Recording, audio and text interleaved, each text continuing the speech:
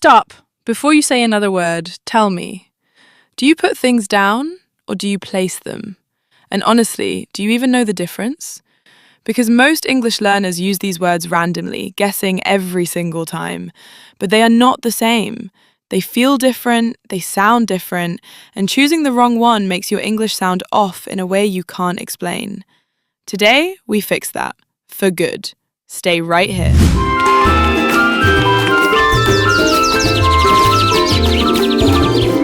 Hello and welcome back to the Porch English, the podcast that takes those small, confusing corners of English and lights them up clearly.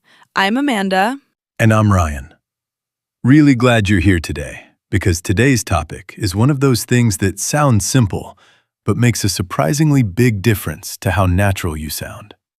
Put versus place. 2 words, both about moving something somewhere. Both completely normal English words, but they carry completely different feelings. And once you understand those feelings, you'll always know which one belongs in the moment. I actually had a moment with this one recently. I was helping a friend rearrange her living room, carrying furniture, shifting things around. She handed me this beautiful ceramic lamp and said, very calmly, "Could you place that on the corner table, please?" And without thinking, I said, "Sure, I'll just put it here." And she looked at me with this expression. Not annoyed, just slightly pained. The slightly pained look. I know that look. She didn't say anything, but I immediately thought, did I say the wrong thing? They mean the same thing, don't they? But that's exactly it. They almost mean the same thing. Almost. And almost is where all the interesting stuff lives. So that is today's whole episode. Let's get into it. And before we do, if the Porchlight English is helping you build more natural, more confident English, please subscribe or follow wherever you listen. New episode every single day, all free. Let's go. Let's start with put. And the one word I want you to attach to it, casual. Put is your everyday, no-ceremony verb. When you put something somewhere, you're just moving it there. No special care, no particular intention, just it goes there. It's the word you reach for automatically, right? Without thinking. Exactly. It's the default, the reliable workhorse. You put your keys on the counter. You put your bag down by the door. You put your phone on the table. No fanfare, no ceremony, just moved it there. So put is purely practical, functional. I need this thing over there. Put. Right. And here's what makes put really interesting. It goes so far beyond just moving physical objects. It has uses in language, in expressing ideas, in describing situations. Let me walk you through them. Let's go. First use, and this is the most common, moving something to a location, casually. Just put your coat on that hook by the door. He put his notebook away before the meeting started. She put the milk back in the fridge. All simple, all casual, all just moving things to places. Second use, and this one really surprised me when I learned it. Put for expressing or saying something. How do I put this? Means, how do I say this? Let me put it simply means, let me say it in plain language. To put it another way means, let me say the same thing differently. This is so common in real conversation. You'll hear, to put it simply, or, how do I put this, constantly, in meetings, in podcasts, in everyday chat.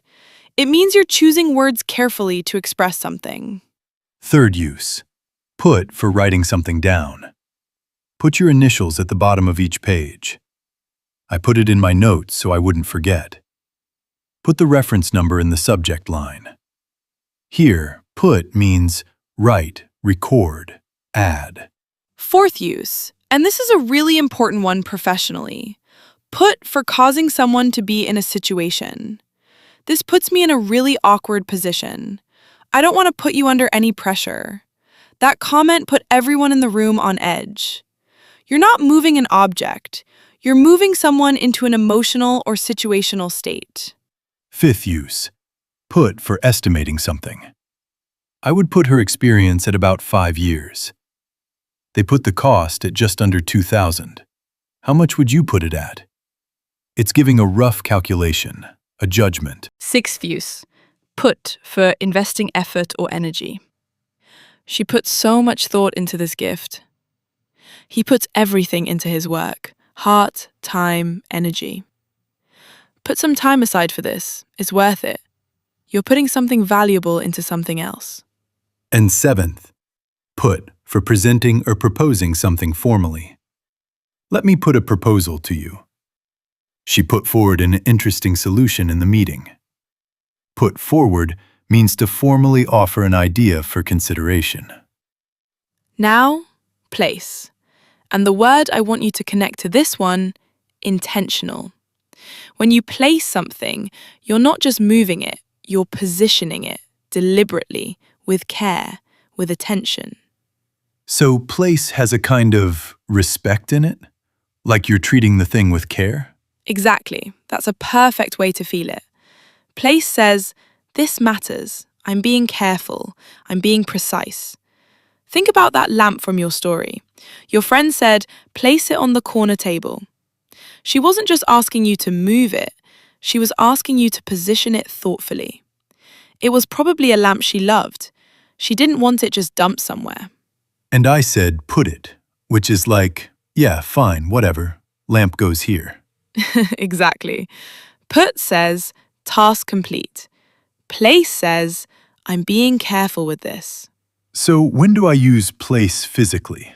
First use, placing something with care and intention. She placed the candles along the center of the table, evenly spaced. He placed his grandmother's photo gently on the shelf. Please place your luggage in the overhead compartment. There's always a sense of deliberateness, of precision. Second use, place in competitions or rankings. She placed first in the regional finals. Our team placed third overall. We were really proud. He placed in the top 10, which was unexpected. Here, place means your finishing position. Third use, and this one is brilliant and very uniquely place. To recognize someone but not be able to identify them. I know your face, but I can't quite place you. Her accent sounds so familiar, but I can't place it. You cannot place someone means you recognize them, but you can't remember who they are or where you know them from. Oh, I've experienced that feeling 100 times and never had the right word for it. I can't place you. That's perfect. Fourth use, place for making orders or arrangements. I'd like to place an order, please. She placed a reservation for 6 people at 7 p.m. We need to place the booking at least 48 hours in advance. Very formal sounding, but extremely common in restaurants, shops, and online. Fifth use, place for finding someone a position or role. The agency placed her in a senior marketing role within 2 weeks. They placed him with a tech firm in the city. Very common in recruitment and professional contexts. And one essential phrase, in the first place. This means from the beginning or most fundamentally. In the first place, we need to agree on the budget before anything else. I shouldn't have agreed to it in the first place. It was always a bad idea. Really useful for making your logic clear in conversation or writing. Okay, I want to really feel the difference now. Can we do some direct comparisons? Yes, same object, 2 sentences. You tell me which feels different and why. Perfect. The gift. Sentence 1. I put the gift on the kitchen counter. Sentence 2. I place the gift carefully in the center of the table. The first one, put, feels like the gift just ended up there. Maybe I was carrying it and I set it down while I went to do something else. No ceremony. The second one, placed, feels like an act of presentation. The table was set. The moment mattered. Exactly. Same gift, completely different stories behind the action. Now, The report. Go. She put the report on his desk. She placed the report on his desk with a note attached. First one. Task done, moved on. Quick and functional. Second one. Deliberate. She thought about it. The note attached, even more intention. Yes, and you didn't need me to explain that. You felt it. That's the point. Put and place carry feelings, and those feelings communicate as much as the words themselves. One more. The flowers. He put the flowers in a vase. He placed the flowers in the vase she loved most. Oh, that second one is so much more romantic. Isn't it? He placed them in the specific vase she loved. Put is practical, place is thoughtful. And in real English, choosing between them changes the whole feeling of what you're saying. I love how far put goes beyond just physical objects. Can we go deeper on the non-physical uses? Absolutely. Let's take Put It Simply, one of my favorites. You'll hear this everywhere: podcasts, TED Talks, office conversations. Someone says something complicated, then they pause and say, "To put it simply," and then they say it again in plain language. It's like they're repackaging the idea for you. To put it another way, same thing. You're saying, let me try a different angle on this. And how do I put this? That's beautiful. It's that moment when you're searching for the right words. You want to say something sensitive or complicated or tricky, and you pause and say, "How do I put this?" It buys you a second to find the right phrasing. I use that one in real life constantly and didn't even realize it was a put phrase. That's the thing about put. It's so embedded in English that you might already be using these expressions without noticing. What about place in the non-physical sense? In the first place is the big one, and it works two ways. One, to introduce the most fundamental point. In the first place, we need to decide if this project is even worth doing. Two, to express that something should never have happened. She shouldn't have been put in that situation in the first place. Both versions anchor you to the beginning, to the root of something. And I can't place you. That one I'm going to start using immediately. It's so much more elegant than I don't remember you. Right. I can't place you as polite and genuine. I don't remember you sounds a bit brutal. Language is kindness sometimes. It really is. Okay, let's bring it all together in a full, real-life conversation. Ryan, you've just moved into a new flat. I'm helping you settle in. Perfect. I'll start.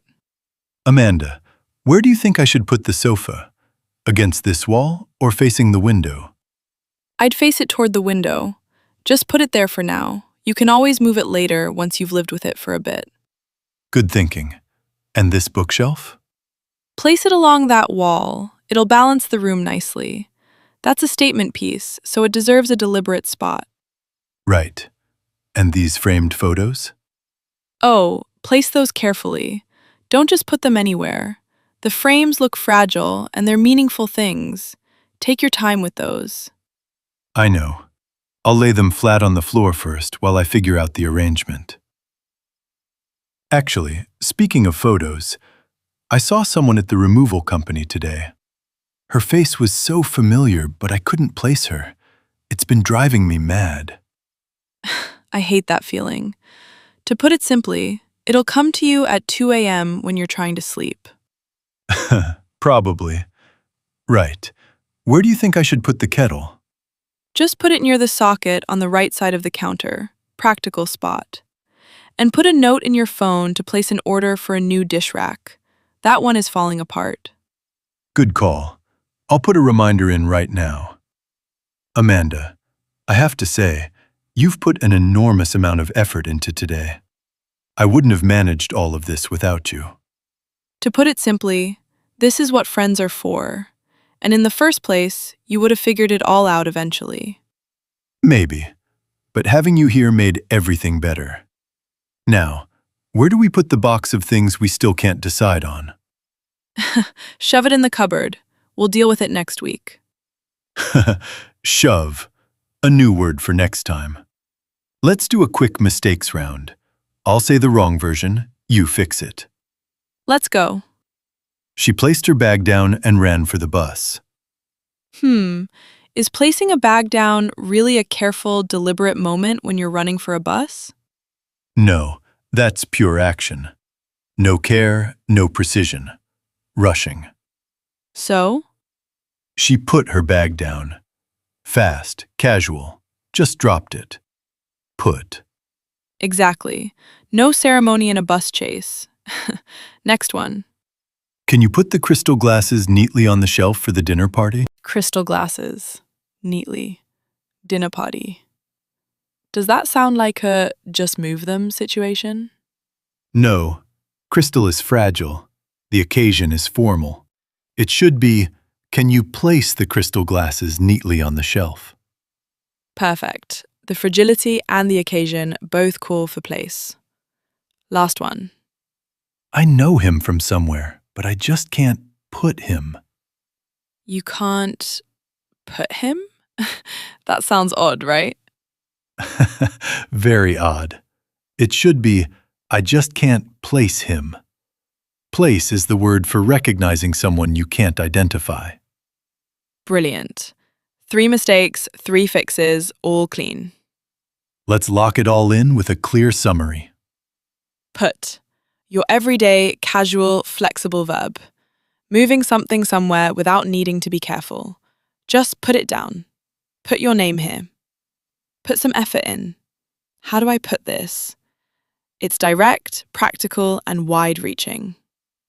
Place. Your deliberate, intentional, careful verb. When something deserves attention, when position or precision matters. Place it gently on the shelf. Place an order. I can't quite place you. In the first place, we should have planned better. It carries weight. It carries care. The difference isn't huge, but it's felt, and once you feel it, you'll never second-guess it again. Now, your challenge for today. Think of something you did earlier today or yesterday. Can you describe it using put? And then describe something you did that felt more careful or intentional, something you'd describe with place. Even one sentence each. Say it out loud. Write it down. The more you try, the more natural it becomes. Thank you so much for being here today. If today's episode made put and place finally feel different, if something clicked, then we did our job. Please follow or subscribe to the Porch English. Every day, one episode, one piece of English made clearer and more natural. Share this with one friend who's been using put for everything and doesn't know that place even works differently. From the Porch English, keep the light on. See you tomorrow. Bye for now.